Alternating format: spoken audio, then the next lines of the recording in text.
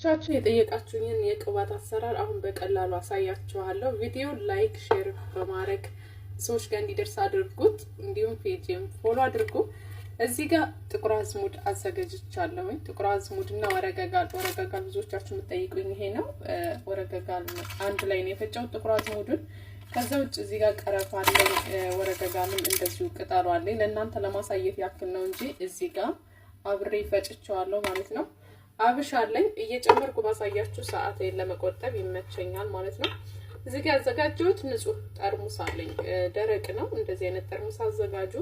ይህንን ኮኮናት ቅባት እጠቀመዋለሁ። ስለዚህ እንደዚህ ጨምራለሁ። ከዛ ዘይቱን በትንሹ ነው የምጠቀመው። ትንሽ ጨምራለሁ። እንደ ፍላጎታችሁ የሚስማማችሁ ከሆነ በርከት አድርጋችሁ መጨመር ትችላላችሁ። እኔ የሚበቃኝን ያክል ጨምሬያለሁ። ይሄን ቅባት ብዙዎቻችሁ ታገኙታላችሁ።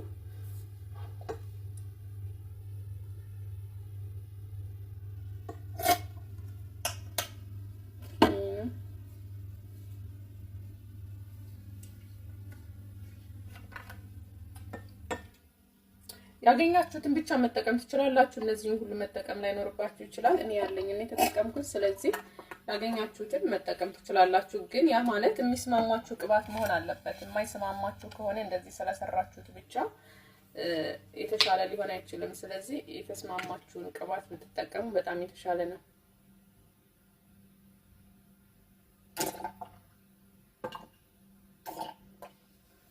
ኦኬ እዚህ ትንሽ ልጨምርበት።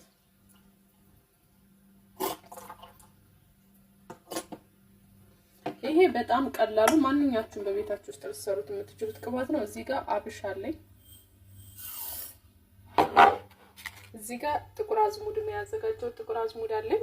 ፈጭቸዋለሁ። ጥቁር አዝሙዱን ሌሎቹን አልፈጨዋቸውም። ለምን ሽታቸው እንዲጋነንብኝ አልፈልግም። በማንኛውም ሰዓት ቅባቱ እንድትጠቀሙ።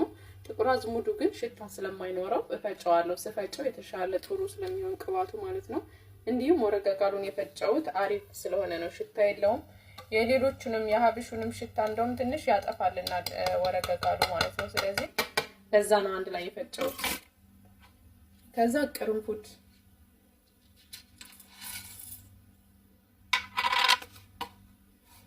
እዚህ ጋር ደግሞ ከድከድ ያለቀበት ስለሆነ ትንሽ ደቀቅ ያለ ነው። ግን ደግሞ ከዚህ ተለቅ ያለ ሳይዝ ስላለው ከድከዴ ነው። ደቀቅ ሲል ሌላ እንዳይመስላችሁ ብዬ ነው።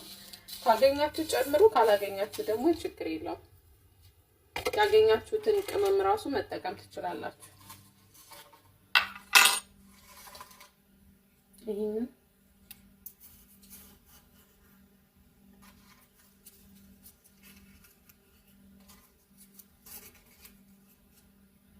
ይሄ ደረቅ ሮዝመሪ ነው ወይም የስጋ መጥበሻ። እርጥቡ ካላችሁ እርጥቡን መጠቀም ትችላላችሁ። ግን ውሃ እንዳይኖረው ካጠባችሁት በፎጣ በደንብ አድርቁት። ያለበለዚያ እንደዚሁ ሳታጥቡ በጨርቅ አድርቃችሁ ወልውላችሁት በተጠቀሙት የተሻለ ነው። ምንም አይነት ውሃ እንዳይነካው ቅባቱን፣ ያለበለዚያ ይበላሻል። የምትፈልጉትን ያክል መጠን መጨመር ትችላላችሁ ሮዝመሪ።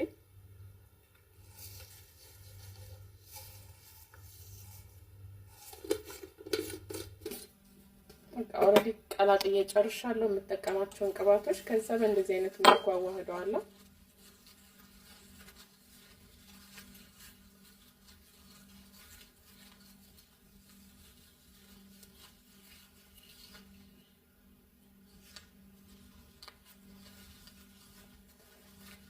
በጣም ብዙ ለፀጉር የምጠቀማቸውን ክሬሞች እንዲሁም ማስኮች እንዲሁም ሌሎች እሳት አስነክቼ ደግሞ የምጠቀማቸውን ቅባቶች ደግሞ በብዛት የምለቀው ዩቲዩብ ቻናሌ ላይ ነው። ቲጂ ጋሸና የዩቲዩብ ቻናሌ ስም ነው። እዛ ጋር ገብታችሁን በጣም ብዙ የፀጉር ትሪትመንቶችን ማግኘት ትችላላችሁ።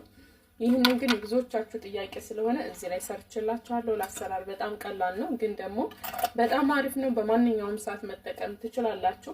ይህንን ቅባት ቢያንስ በትንሹ ለ10 ቀን ማስቀመጥ ይኖርባችኋል። እንደዚህ በፎጣ አድርጋችሁት የፀሐይ ብርሃን ወይም መብራት ነገሮችን በሚታይበት ቦታ ላይ ባታስቀምጡት በጣም አሪፍ ነው። እንደዚህ አድርጋችሁ 15 ቀን ያክል መጠቀም ትችላላችሁ። ይሄን አጥልላችሁ ካስቀመጣችሁ በኋላ ሌላ ቅባት ቅመሙ ላይ ጨምራችሁበት እንደገና ማስቀመጥ ትችላላችሁ። ቅመሙ ምንም አይበላሽም ለብዙ ጊዜ ማለት ነው።